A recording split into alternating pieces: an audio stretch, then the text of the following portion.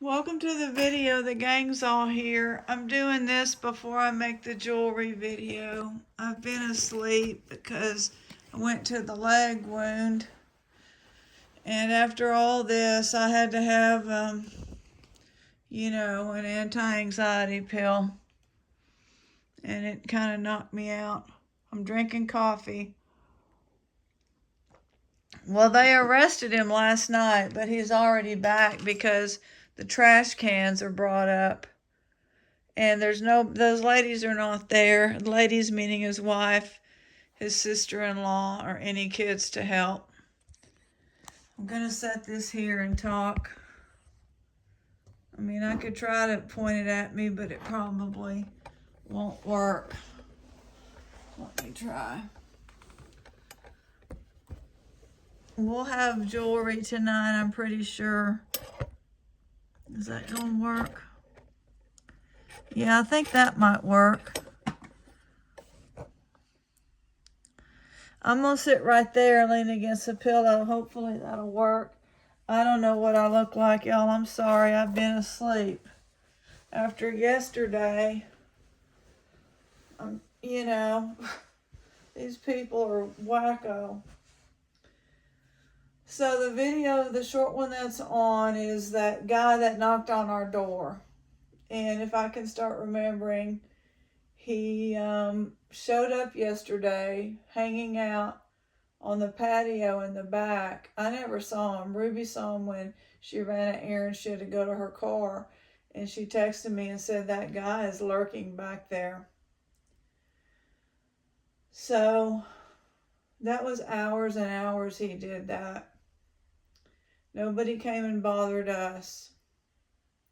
But we're all in here with the blinds closed and terrified, including all the neighbors, because she looked up on the arrest or something the other day, and the neighbors that we call the Brady Bunch, the family, actually they're the second Brady Bunch that lives there, but that address called for suspicious person on the guy that knocked on my door. So he might have knocked on theirs, or he may have just been wandering around.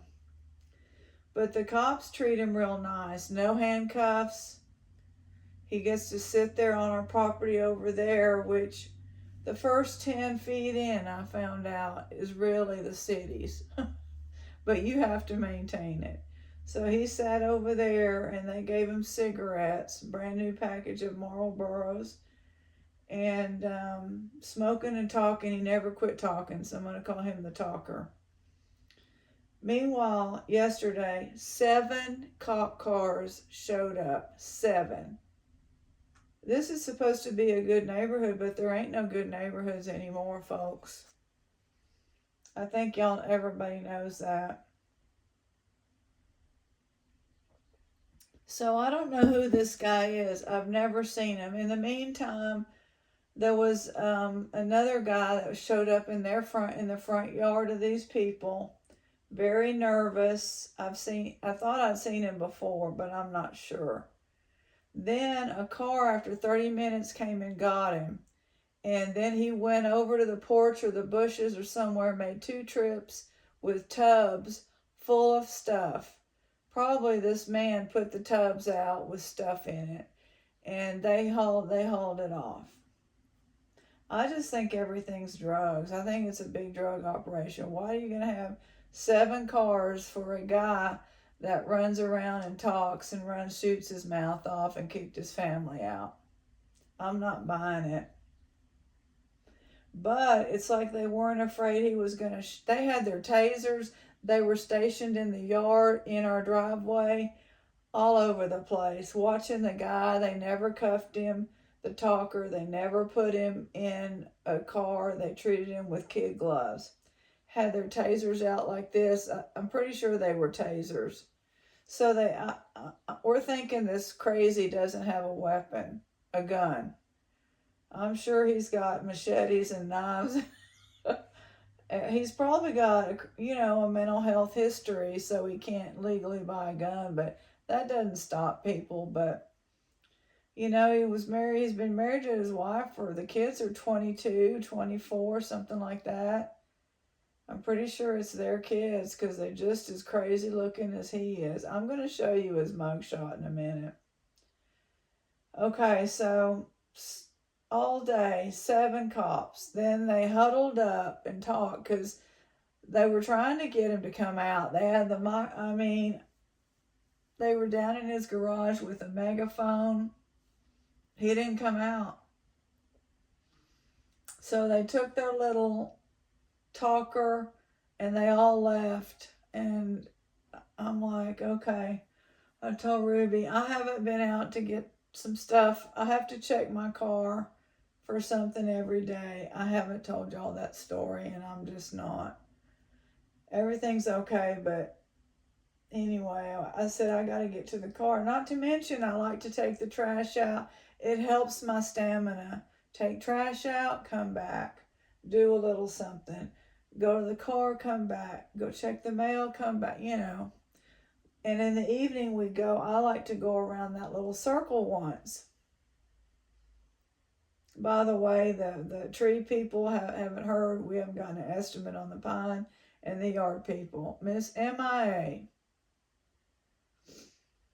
So Ruby took off today because she said, I cannot leave you at home alone with this. Because we didn't know what happened. So this is the crazy part. It's dark. Whoa, when I went to my truck, you know, I'm in the house all day. There's a window of 3 minutes. I go out to my truck, passenger side, open the door, and looking for what I'm looking for, and I hear him, the door slam. MF, blah, blah, real loud screaming. He shut the mother-in-law door, which that guy, the squatter, was living in there, was going in there, probably going to the bathroom. The talker. Slammed the door, and then he starts pacing back and forth on his driveway down in there, pointing and hollering. And I turn around, my legs are like this. And I mean, this is not good for me. So that's why I have to take sedatives, because the blood pressure just goes up. And I managed all day not to take even a half a sedative. And then finally, after we had the nighttime standoff, all of a sudden I'm looking out this window, blinds are down, it's dark, and I see a man like this in our driveway, and I'm looking and I'm like, that's a dark blue police uniform. I can barely see police on the back. He's walking then and talking on something here, and the light comes on here, and another man comes up. Meanwhile, so I said to Ruby, the police are here. There's no cars. The only car here is a little white, trashy looking little sporty 1991 little sporty coupe that some kind of a, not the big drug guy would drive, but you know, whoever's running the drugs would drive. And the talker's out there, standing there, talking to some police out there. So Ruby's like, I'm calling down there to make sure that these are police that have been, she just didn't trust any of it. It got crazy. So there goes my blood pressure. So there was the low dose sedative. Anyway, all of a sudden she sat out here because I said, I can't anymore. I'm going to my room. Gonna just try to pretend it's not happening. So she's peek, you know, you have to stand and peek. It's exhausting. So she did it, and then she came to my room and said, all of a sudden, all the 4 cops or 3 got in a little car, and the talker was walking behind the car. They drove up the driveway into his garage, which is open. That's one thing about that house. I would have a closed garage. They don't. Whoever had it before. So I was like, I don't know what they're doing. You know, they're trying to lure him out. You think this is like big something, big drug thing is what I'm thinking. Huge. I'm thinking make it and disperse it here from here. That's what I'm thinking. make it, and then the one lady has access to morphine and God knows what else. So nothing happened, and then I'm in my bathroom here. Well, I heard noise after about an hour, and I can look out my bathroom and I can just see the car lights driving out of here, like pretty fast, you know. And then there was one police car that came in. I need to tell you about her call. She called, and the police, and they said, well, where are you? And she said, you know, the name of the street. And they said, oh yeah, our entire force is out there. And then somebody cut in and said something and just said, you know, basically that's it. Because there were no cars, but they were, so okay, must be a big deal.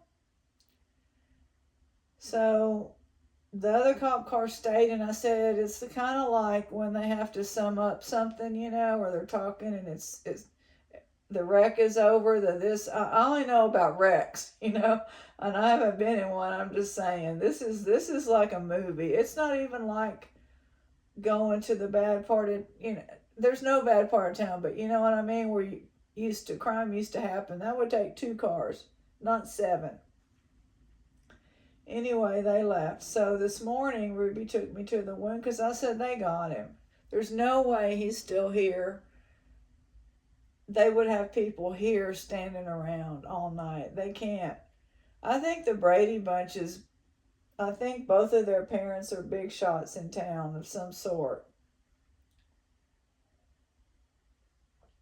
It don't take much. It's a little town. So anyhow, today I went to the wound care, and the good news is, you know, it's been since Thursday, so is that 5 days? No changing. Oh no, that's the red truck. There she goes. The wife was here, so he's not here. The wife is here. Now they're all coming to get their stuff out. Oh my goodness. I'm glad to know he's not here right now, but the arrest was just a B misdemeanor, not a felony. It's a threat. He threatened somebody. He either threatened all the cops, which that should be a felony. It should be a state felony, and he should be gone for 2 to 10 years. Ruby looks all this up. But for sure he threatened the talker, because the talker was like, you know, like he got hit on the back of the neck with something. But that guy, it's like he's an informant because they don't do anything to him. So anyway, Ruby took me to the wound, and she looked at the wound, and it, you know, they put the silver in last time and they stuck those thin needle things in there, and it hurt for 2 days, and I knew that they had stirred it up. What they say is to get the inflammation process started again, but they didn't tell me that. She told me that today, because she said, oh yeah, it was the string, the gauze was full of drainage.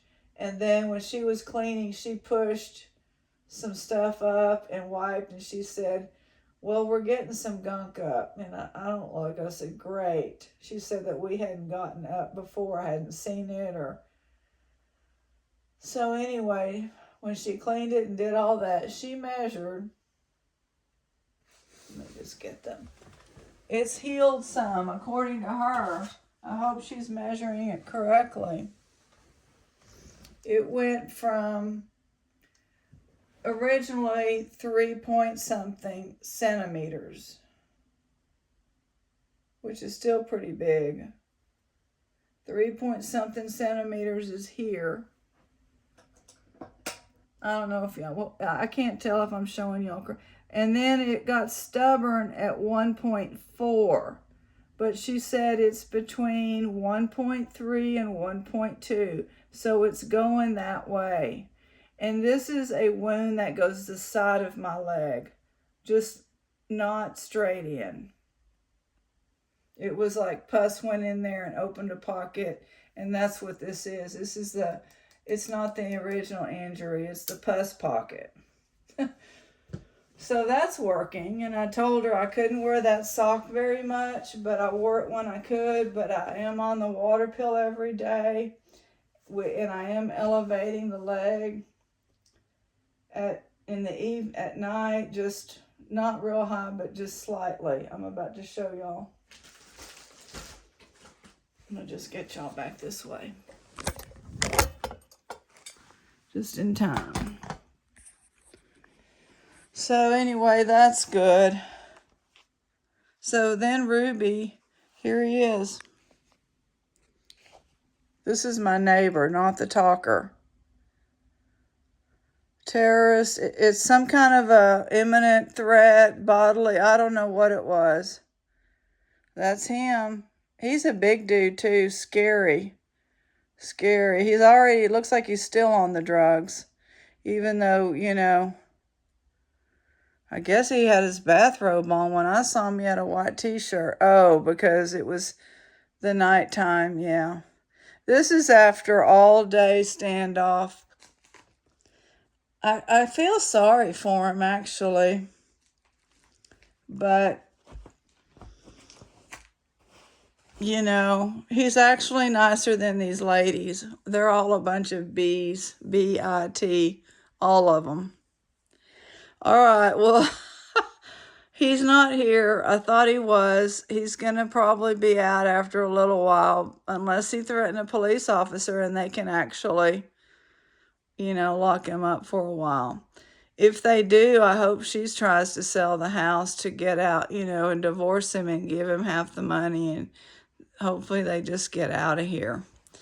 I found my trespassing signs, because when you knock on the door, because you're the talker, you're going to see that. Not that that does anything, but at least it lets people know you're not welcome. All right, well, we'll see y'all. Hopefully I can make a video on jewelry soon. And see y'all tonight. God bless.